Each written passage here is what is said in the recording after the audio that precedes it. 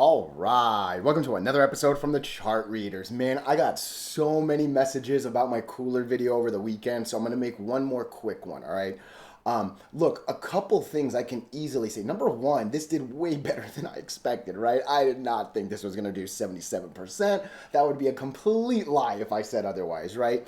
And I think the important thing is, look, when you have a great technical setup and you sprinkle in some real good PR, man, I'm never here saying technical is better than fundamental or vice versa or anything like that, right? When they work in harmony, you get a nearly 80% candle on a single move, right? When you sprinkle on big volume, and you always hear me say volume is king, I mean, that is the amazingness of what we saw here today. Look, not all PR is the same. A contract with the US government is next level PR, all right? There are no deeper pockets than the US military, all right? And you start one good contract, you gotta start the rumor mill of, hey, if they do good on this contract, it'll either get extended, maybe they get another contract separately, and so maybe they get a new branch of the government, right? So there are no deeper pockets than the government. And if you can get in that, oh man, that's an amazing thing, all right? I was supposed to cover game over the weekend. I had a really busy weekend. I do apologize, but hey, things are looking interesting here. Look how big this channel is. Green, green, green, red, red, red, green, green, green, red, red, red. Nothing, nothing, nothing since the summer. This is a monster line right here. And I'll be honest with you, I like this candle a lot. I know 6% seems a little insignificant, especially when the other one was more than 10x that I just talked about, right? I get that. But hey, this is a strong candle. That's a baby wick up there. This is starting to make me believe. And again, if you've been watching my game coverage for a bit, I care more about the weekly chart than the daily chart. This week is starting us off over the 200. That's a good place to start. RSI is still 70. That makes me think about next week being the better week, all right? Because again, I've been looking at this more weekly than daily focused, right? So really, I'm excited to talk about both of these for sure. KULR, but before we do go any further and I give you more of my thoughts and opinions, what are we going to do? Same thing we always do, right? We'll take a look at the daily and the weekly to see how these things are setting up short term. We have our 5 moving averages. I gotta even zoom out to show you the next one, right? But there are horizontal support and resistance lines that I do draw manually myself. And then when we are done up here, we'll use the MACD, RSI, and volume as our lower indicators. Hey, really quickly, if you can, please subscribe to this channel, share this video online with your friends, comment good or bad if you disagree. Look, anything you can do helps so much with these YouTube algorithms, but for real, just being here, giving me your time, oh, I'm so grateful for it, all right? So, look, I rarely try to I call it pimping out my videos, but I'm gonna bookmark mine right here at 3:30. Okay, I made this video over the weekend, and look, again, I started the video with, I'm gonna say it again. I had no idea we were going to get 460 million shares. I had no idea that we were going to go from 24 to 460. That's a 20x jump, right? I had no idea that this Navy contract was going to come, right? What I knew and what I felt was a really interesting technical bounce. What I knew and I felt was a really interesting reaction to this 200 moving average. And again, I'm not going to go over all that. If you have the time, I would just watch that KULR section, all right? But look, when you've got yourself the technical setup that this had on Friday, again, just look at the box over there. MACD was positive. RSI was only a very healthy 65. We're seeing 3 days, actually more than 3 days, almost an entire month over that 50-day line, right? And again, you are over all 5 moving averages. You were just over all 5. You rejected a resistance. You used the MAs to bounce. Oh man, the technicals were there. The technicals were getting me excited. I sincerely thought we would maybe get to 70 over maybe a week or two. That is actually actually what I thought. If you go back on the video, like I said, when you sprinkle some real PR on top of good, strong technicals, that's what you get here. You get the volume coming in.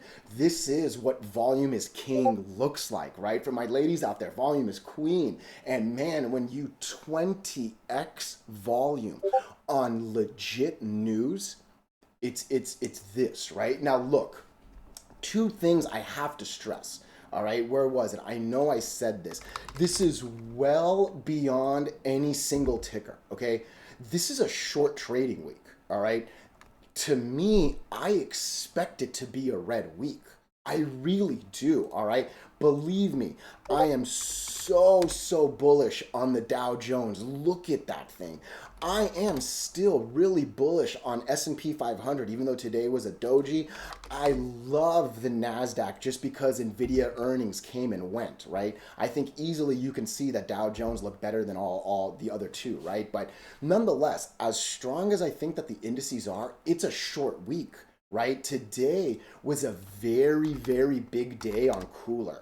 And in a little bit of a way, I think people are going to bank this, be a little afraid to hold over the weekend, and then we'll probably see the truth come Monday and Tuesday. All right, that's my big expectation in terms of this. All right, I'm just zooming out real quickly so you see it. Look, my next line up is 92. All right, I think the important thing to say though is this 70. This is a strong line for pretty much most of 2023.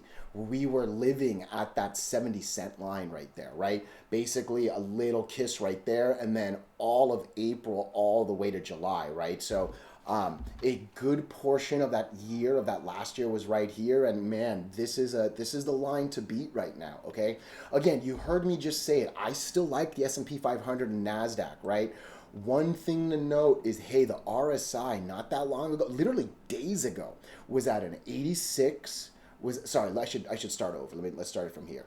The RSI came to us an 84 on this day. Next day was still an 84, and the following day got as high as 86.98, right? So it wasn't that long ago that we were up here, right? I think I gotta give a little extra respect to the short week. I really am not a fan, because look, just think about it, right? Look, I don't have like crazy numbers in the market, right? Like, I'm just another drop in the bucket retailer. I really am, right? But if you had big money, I say this as a crazy extreme, and I haven't said it in a while, but hey, imagine the CFO gets arrested for like being with an underage child, right? Or what if the CFO there was an article that some Macy's employee was covering up hundreds of millions of expenses, right?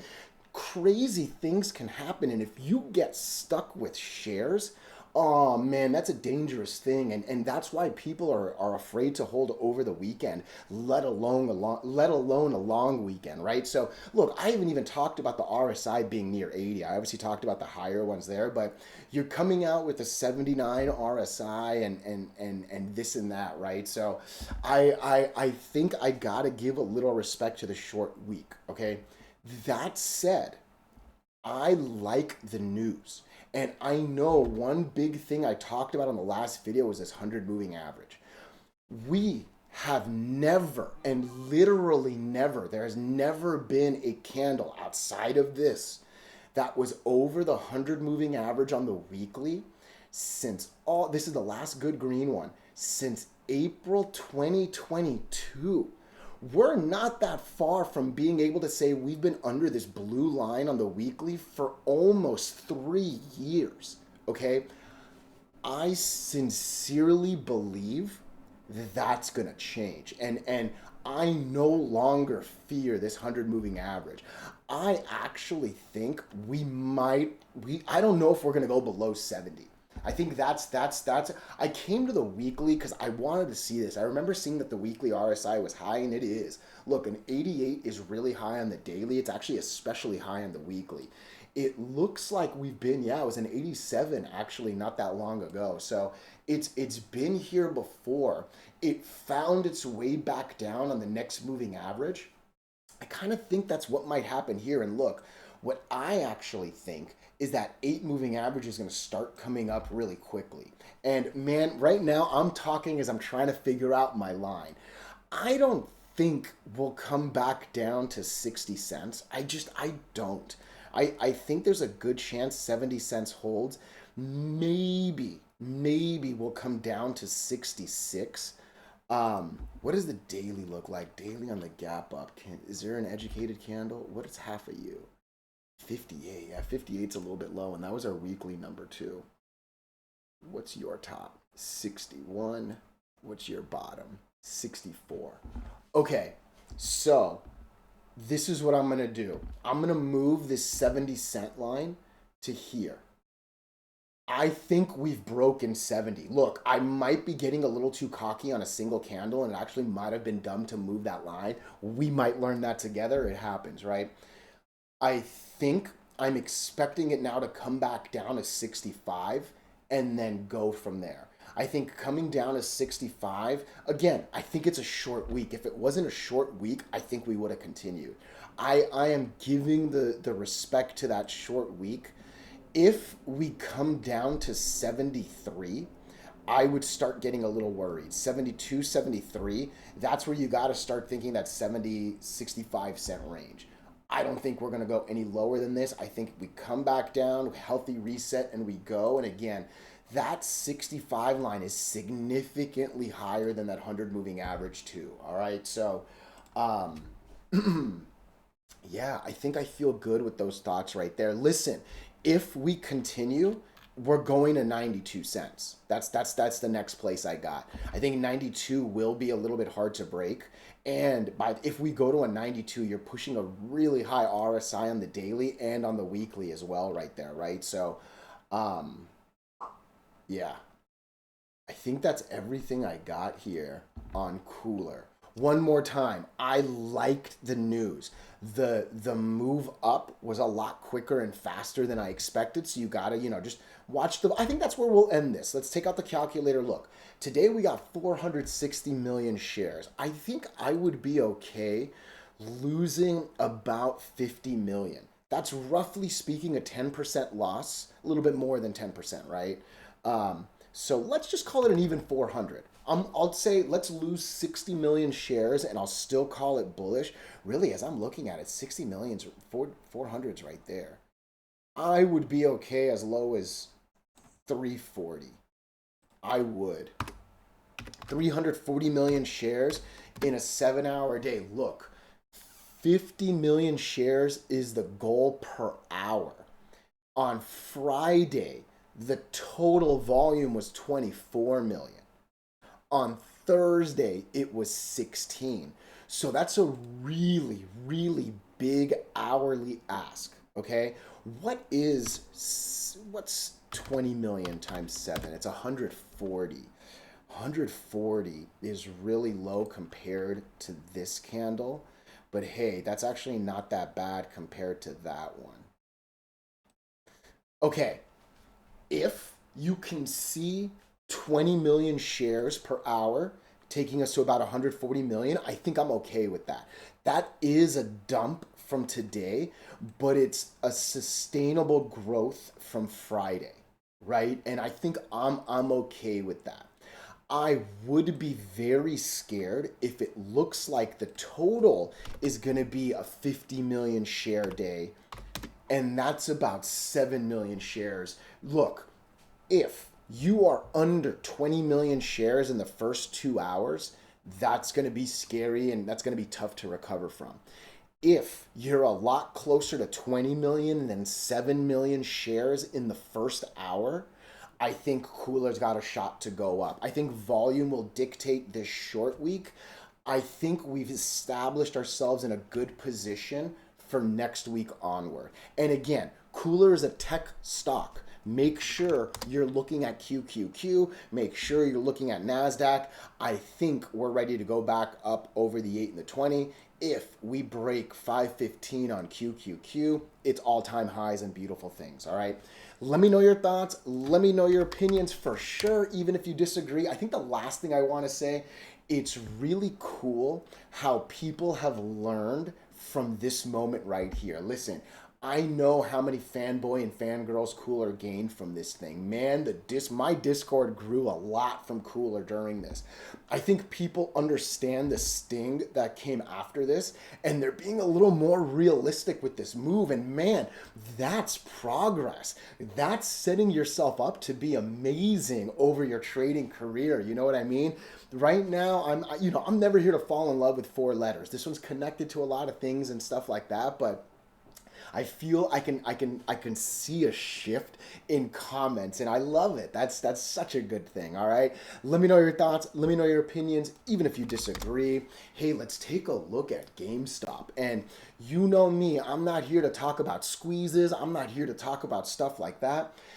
It's starting to look like a sustainable uptrend. GameStop is starting, I'm going to say it one more time, to look like a sustainable uptrend. This thing is bouncing on the 8 like a champion. And I started the video with it. We are entering a monster channel on top of breaking the final moving average on the weekly chart. Game has itself setting up pretty nicely right here, all right? Real quick, hey, if you can subscribe, if you can share, it does wonders with these algorithms, all right? So one thing I'm gonna call out is this new PSA partnership I've been hearing, okay? Look, I'm not into card trading. I'll be honest, my dad found some of my OG Pokemon cards. I've got 2 first editions that look really good, and I'm trying to figure out what to do with them. But, outside of that, I know cards are big, and I think it's really cool that GameStop is expanding. Because, hey, realistically, if you're into video games, you're probably into cards too, you know what I mean? So I actually, as a business, really do like that. I don't know what the margins are. I don't know if it's cheaper as a consumer for me to take it to GameStop versus to go direct to PSA. I don't know those kind of details, but again, I think overall I like the business setup. I like the business partnership. Hopefully the numbers are going to come behind it, all right? Technically wise, and obviously that's why you guys and gals are watching my video. It's been all about the weekly the weekly chart and this 200 moving average. Look, we've been trying to, we haven't been able to do it again all summer. And now, all of a sudden, I don't want to use the word breaking yet because this is still, it's still the first day of the full week, let alone just the single candle, right? But man, it looks like we have a real shot at breaking the 200 moving average, all right? One big thing, and I think it's a lot easier to see it on the daily. There was a moment where volume got so wild, it made it an impossibility to hit this 50-day average. Look, volume is king, volume is queen, volume is the reason the last stock I covered went 77%. When you can 20x volume, good things will happen, right? The pump is always good. It's the dump that you gotta worry about, right? But when you can't even hit the average, when you're not even the C student for all of the summer, oh man, bad things are going to happen. And you can pretty much see that, right? All summer, we basically downtrend at the best, stay horizontal, right? All of a sudden, we come back to reality, and all of a sudden, it's becoming a little bit easier to hit the line. And now I'm seeing, okay, we're getting there. Oh, okay, maybe we're going to get there again. And in my opinion, if we can break this line, if we can break this moving average, which is basically at the same place, the volume will pour in.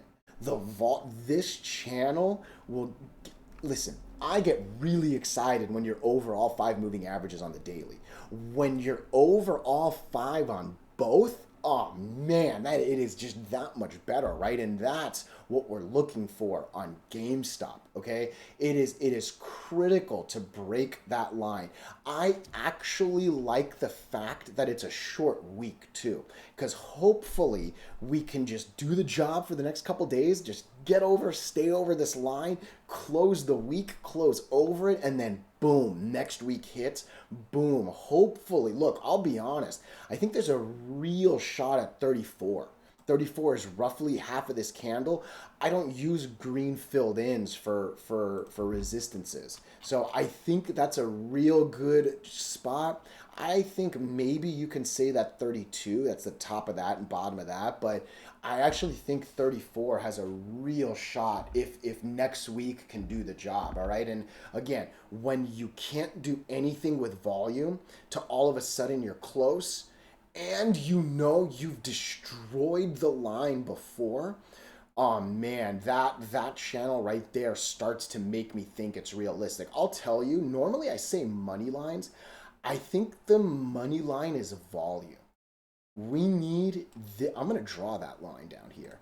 We need 35. Nope, that's too high. We need about 30 million shares. That's what that is. 123, comma, 123, comma, 30 million. If we can get to that level of volume, I think GameStop can go wild. I think I was clicking on 33 million before I drew the line. Again, you know my lines aren't here for perfect, right? 33 million in a 7 hour day. Look, we're looking for 5 million shares per hour. If GameStop hits 5 million shares per hour, that train might be really hard to stop. And I think the first stop might be somewhere between 32 and 34, if I had to guess. All right. Let me know your thoughts. Let me know your opinions, even if you disagree. Oh, I appreciate you all so, so much.